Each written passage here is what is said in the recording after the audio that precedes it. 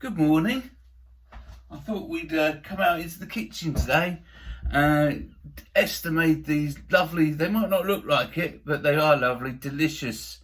And these are bagels. They're lovely, they're salty and delicious. And I love those bagels. I've been eating too many of them. Esther's mini bagel. Also got Marmite here, my favourite. Bit of Marmite on toast for breakfast. Wonderful.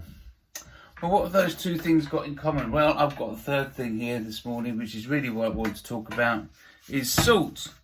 Jesus, teaching on salt, he says, you are the salt of the earth. But if the salt loses its saltiness, it's not worth anything, and you throw it out and trample it underfoot. What he's saying is that we are supposed to flavour things, preserve things, seep into the recipe of life on this world and transform things for good. But if we're not kind of pulling our weight on that, we're just chucked out. It's a really tough one, really. It's saying what we should be like as his people.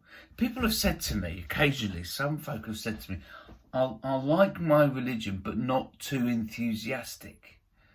Like they don't want to kind of get completely sold out and get too passionate as though it takes over their whole life. But Jesus is saying that we should be different from the world around us.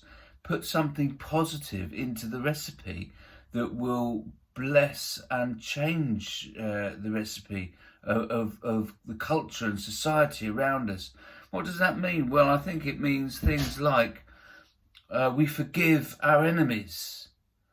Too many times I've heard people overcome by bitterness who refuse to forgive, say, well, I've not got a problem with forgiveness, but let's leave that to one side. When actually we need to forgive those who have hurt us quite often.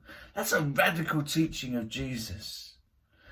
Other times we're living through a global pandemic, and sometimes when we face death, when our loved ones face death, or the possibility of it, rather than living in fear, we need to live in trust in God because we believe in the resurrection to eternal life. So living in trust rather than fear is another thing that we could be salt in the world, and we're not called to get drunk, to lose control. We're called not to be sexually promiscuous, all of those things. We can be salt in the world today. So I challenge you to be salt wherever you are, whatever that means for you. May God bless you, and be salty and don't get trampled out. Be a disciple of Jesus and follow him in being salty. God bless. Take care. Happy New Year.